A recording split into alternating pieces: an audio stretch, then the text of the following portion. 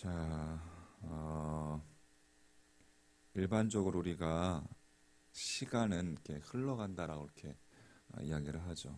과거에서 현재로 이렇게 시간이 또 현재에서 미래로 이렇게 끊임없이 흘러간다라고 이렇게 이야기합니다. 어, 그 흐름은 이제 뭐 멈추지 않고 또 스스로 정지하는 법도 없습니다. 그래서 우리의 의식에 상관없이 시간은 흘러가는 거죠. 근데 어거스틴은 그것을 좀 반대로 생각했습니다. 시간은 흘러가는 게 과거에서 현재로 흘러가는 것이 아니라 미래에서 현재로 다가오는 것이고 또 현재에서 과거로 역류하는 것이라고 이렇게 생각을 했습니다. 그래서 시간을 미래에서 현재로 나를 향해 다가오는 것을 그렇게 받아들일 때 그 시간에 정면으로 맞서든지 아니면 그 시간을 껴안든지 아니면 그것을 이용하든지 하는 이렇게 적극성을 나타낸다라고 그렇게 어거스틴은 이야기를 했어요. 이렇게 상이한 다른 두 시간관 그 사이에 공통점이 있습니다. 한 가지. 그것은 시간이 과거에서 미래로 흘러가는 것이든 아니면 미래에서 과거로 다가오는 것이든 현재를 향해서 다가오는 것이든 상관없이 나를 중심으로 해서 볼 때에 시간은 흘러 스쳐서 그냥 지나갈 뿐이라는 사실이죠. 흘러가는 시간도 또 다가오는 시간도 내 앞에서 멈추어 주지 않는다는 거예요. 자, 여기에 우리가 전혀 새로운 제3의 시간관이 필요하게 됩니다. 그러니까 제3의 시간관이라는 것은 흘러가거나 또는 다가오면서 나를 스쳐 지나가는 것, 그것으로만 그치는 것이 아니라 그 시간이 고스란히 내 안에 남는다는 것, 내 속에, 내 마음 속에 담긴다는 것. 그러니까 이미 지나가 버린 과거의 시간들은 기억의 형태로 내 마음 속에 담겨 있고 또 내가 지금 직면하고 있는 시간들, 또 내가 다가오는 시간들, 이것을 인식함으로 미래의 시간들이 역시 나에게 뭐 비전이라든지 꿈이라든지 계획이라든지 이렇게 그 형태로 우리 마음속에 담겨지게 된다는 것이죠. 우리가 꿈, 비전 생각하면 우리 마음속에 그게 담겨져 있는 것이에요. 그러니까 시간은 그렇게 생각하면 그 시간과는 절대로 그 시간이 우리를 스쳐 지나가 버리지 않고 고스란히 우리 마음속에 담기고 저장된다는 거예요. 자, 그래서 이 제3의 시간관을 갖고 있는 자는 과거와 현재와 미래를 동시에 소유할 수 있게 되는 것이죠. 그것뿐만 아니라 과거와 현재와 그리고 미래를 초월해서 우리가 시간의 객체가 아니라 시간의 주체가 될 수 있는 것입니다.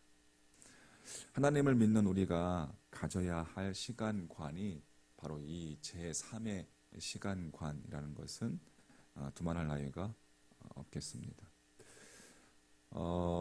삼손은 구약 성경에 보면 이스라엘의 사사로 선택되었죠. 그러면서 일찍부터 용맹과 명성을 떨쳤던 사람이 삼손입니다. 그런데 삼손이 인생의 정상에 섰을 때 교만해져서 하나님을 망각했어요. 그래서 근 20년 동안이나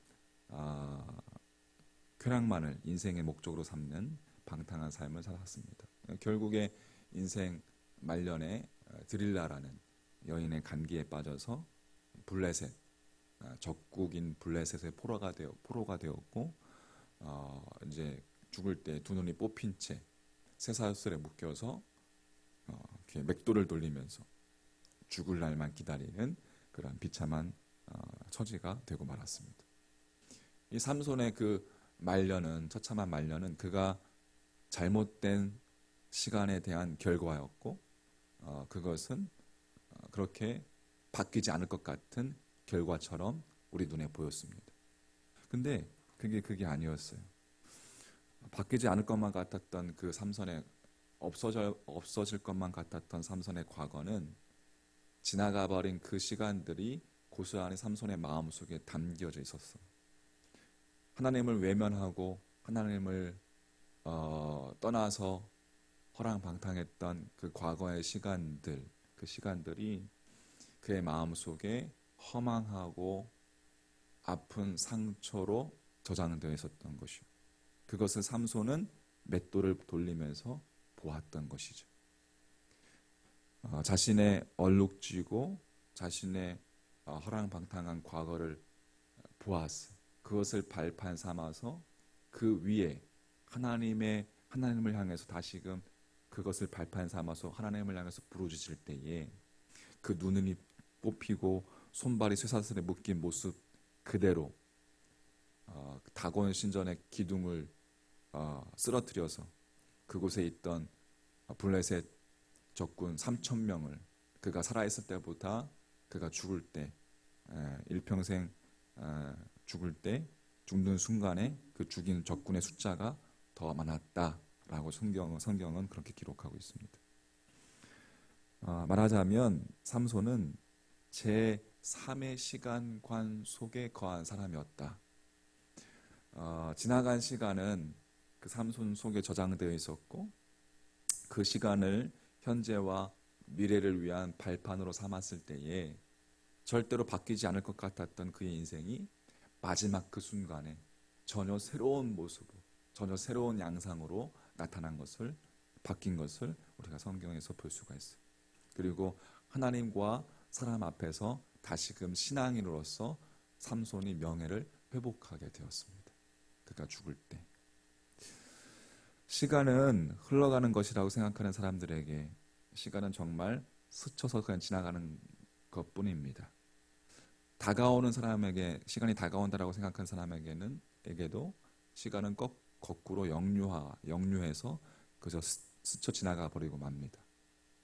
오직 시간을 마음속에 담겨지는 것이라는 것을 아는 자에게만 그 시간은 살아남게 되는 거예요.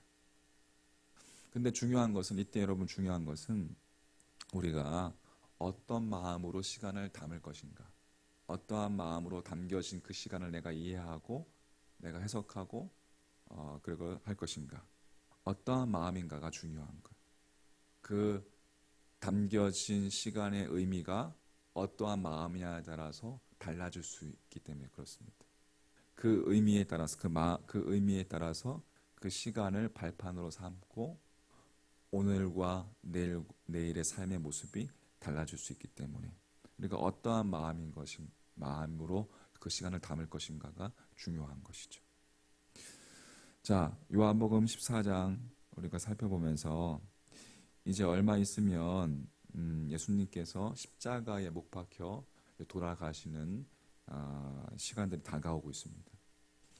그 주님의 죽음이 임박했던 것은 제자들이 임박했다는 사실을 제자들이 그 사실을 믿으려 하지 않았습니다.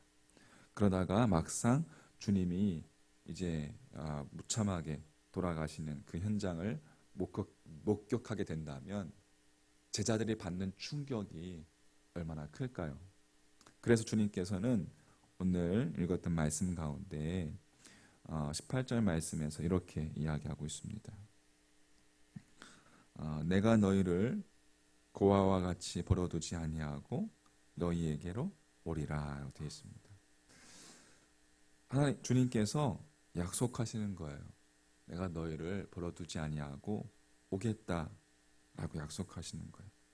어떠한 경우에도 심지어는 그 제자들이 주님을 외면하는 그 순간에도 제자들과 결단코 내가 너희와 함께 하겠다라는 굳건한 약속이었습니다. 하지만 제자들은 그 주님의 이 말씀을 믿지 않았을 때는 그들의 마음이 그들 자신만을 의지했을 때는 주님께서 십자가에 못 박히시는 그 현장에서 그동안 주님과 함께했던 그 시간들, 그 과거의 시간들이 그냥 의미 없이 쓰러져 갔고 스쳐져 지나갔고 그 위에 그들에게 겹쳐진 시간은 주님에 대한 십자가에 대한 주님에 대한 십자가에 달려 돌아가시는 그 주님에 대한 배신으로 그렇게 얼룩지고 말았던 것입니다. 하지만 그들의 마음이 그들과 함께 하시는 그 주님의 말씀을 믿고 그 마음이 온전히 주님을 향하게 되었을 때에 그 마음 속에 의미 없이 스쳐 지나갔던 그 시간들은 새로운 의미로 다시금 되살아났다는 것이죠. 그것을 발판 삼아서 그들에게 다가오는 이제 모든 시간들은 생명의 시간으로 또 진리의 시간으로 또 복음의 전파의 시간으로 승화된 것을 우리는 이제 사도행전을 통해서 보게 되는 것입니다.